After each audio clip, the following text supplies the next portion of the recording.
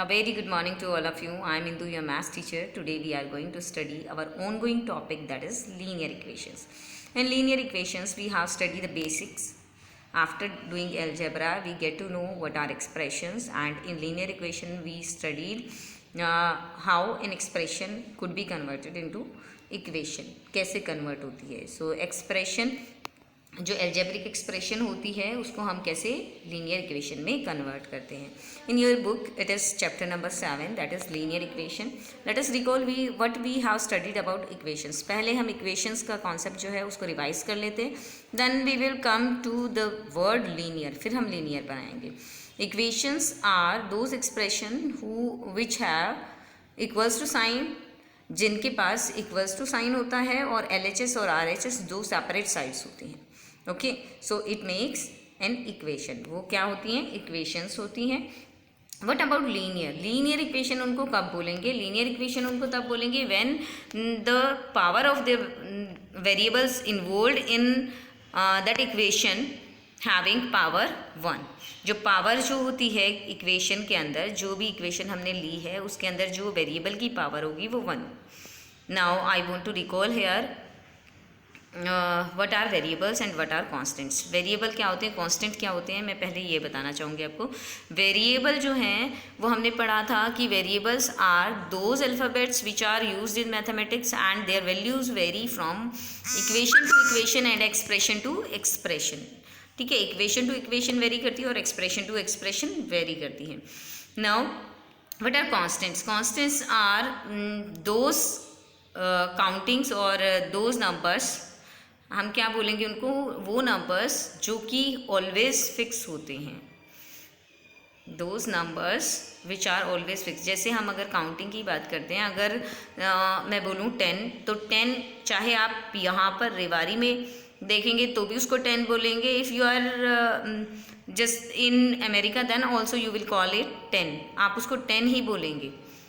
Change नहीं हुआ ना, प्लेस के साथ चेंज नहीं हुआ. 10 साल बाद भी वो 10 ही रहना है, 10 साल पहले भी 10 ही था. So their values are fixed, definite, change नहीं होती.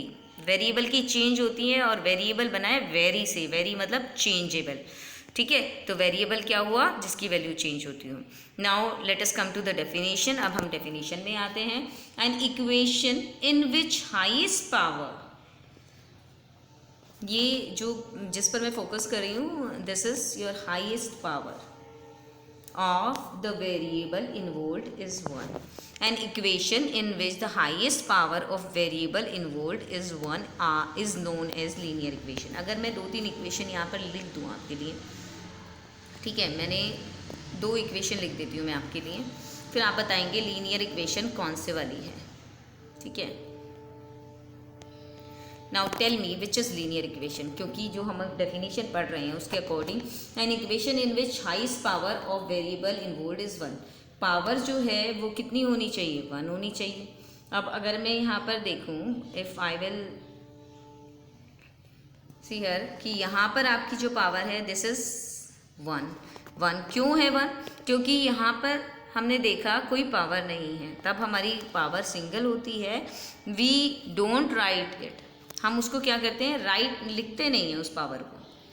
तब हमारी पावर 1 होती है तो हम उसको नहीं लिखते, उसको क्या कर देते हैं, विदाउट लिखे छोड़ देते हैं. It is understood that there is some power. यहाँ पर कोई पावर है वो हम खुद ही समझ जाते हैं.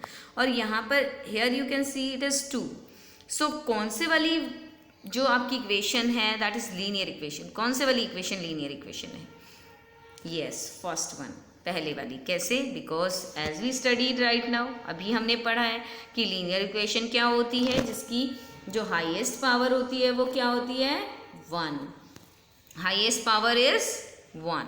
Okay, so this is how we will identify whether it is a linear equation और नॉट. ओके, तो ऐसे हम पता करेंगे कि ये लीनियर इक्वेशन है या फिर ये लीनियर इक्वेशन नहीं है. Okay, now let us come to the explanation. In other words, an equation of the form ax plus b equals to c. देखो ax plus b, a is coefficient here, b is constant, c is constant. When a coefficient comes with a variable, it is called coefficient. किसी के साथ आता है तो ये क्या, किसी वेरिएबल के साथ अगर कांस्टेंट आता है तो वो क्या होता है, वो कोफिशिएंट कहलाता है. Okay, here a is coefficient, where a b c are constant. As I told you, constant क्या होते हैं, जिनकी वैल्यू फिक्स होती है. यहाँ पर a b c just use हुए हैं, इन्हें सिर्फ आपको एक स्टैंडर्ड फॉर्म बनाने के लिए a b c लिख दिया. अदरवाइज जैसा कि मैंने आपको एग्जाम्पल में बताया था, यहाँ पर a b c की जगह आपका कोई भी जो डेफिनेट या जो कांस्टेंट होगा वो आएगा. Okay, this is standard form. ये स्टैंडर्ड फॉर्म बनाने के लिए ऐसे लिखा है. Okay, now next,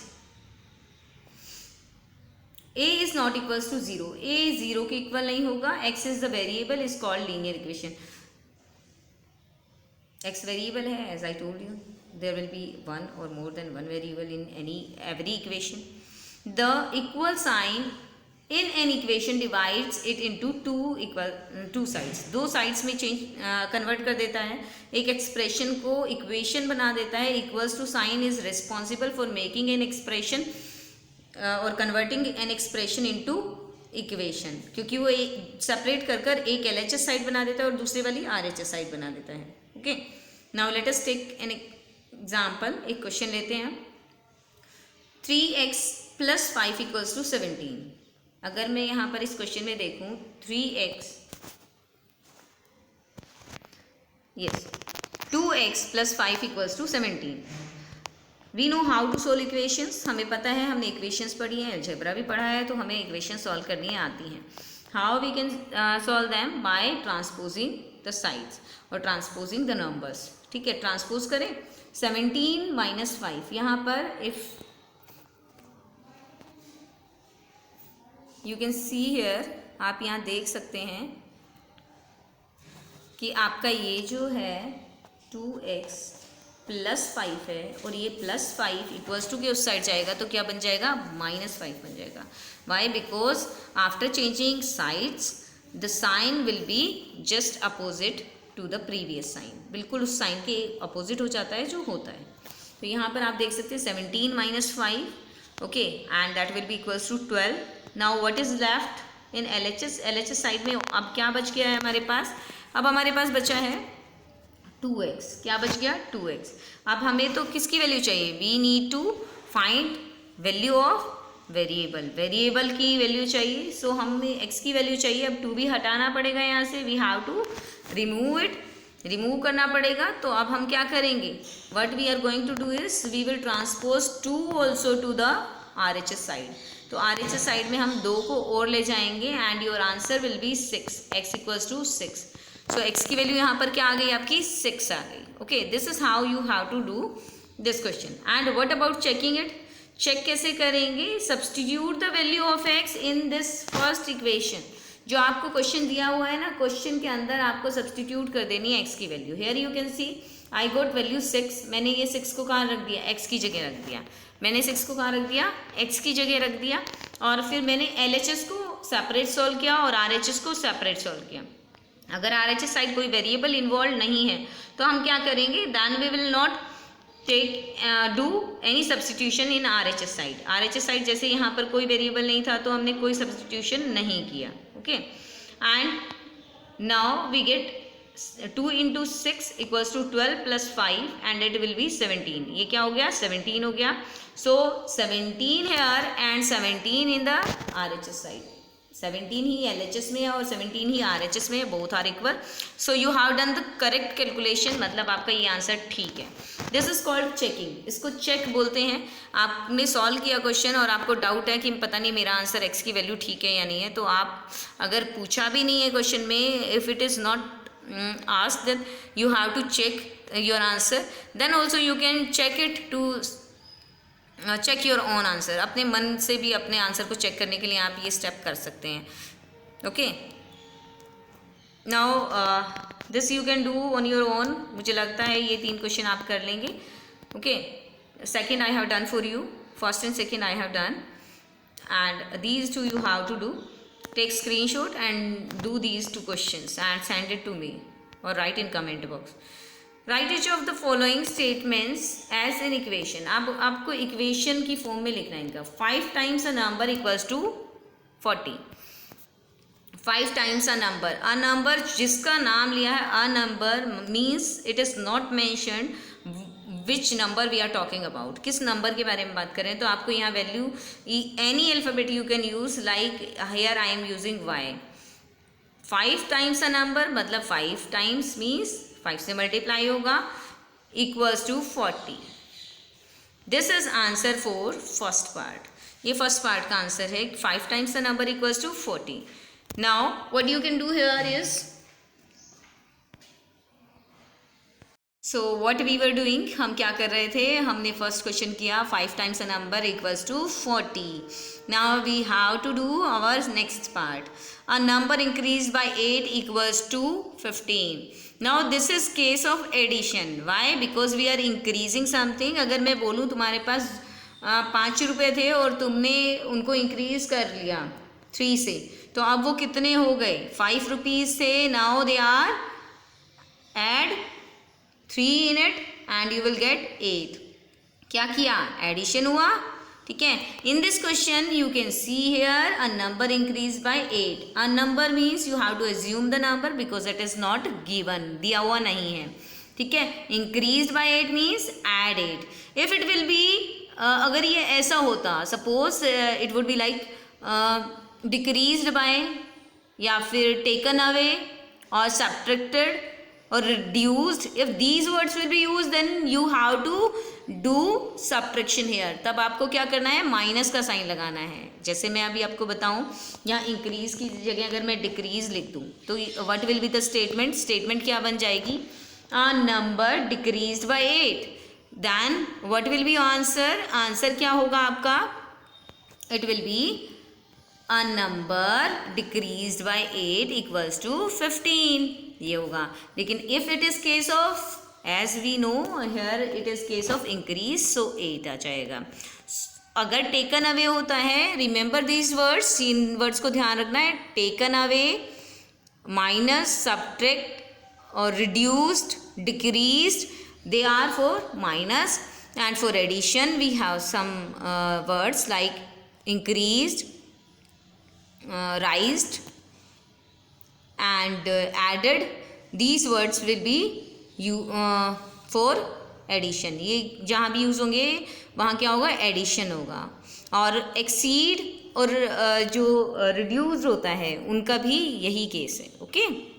now these you will do on your own, ये आप खुद करेंगे। बाकी जो है, write the following equation in statement form. अब जस्ट इसका अपोजिट करना है, ऐसी स्टेटमेंट्स बनानी है आपको, you have to make statements like this, ऐसी स्टेटमेंट्स बनानी है। चलें बनाएं, write the following equation in statement form, p + 4 = 15। As I told you just now, अभी बताया आपको कि प्लस के लिए क्या वर्ड्स यूज होते हैं, इंक्रीज, एडेड, राइट।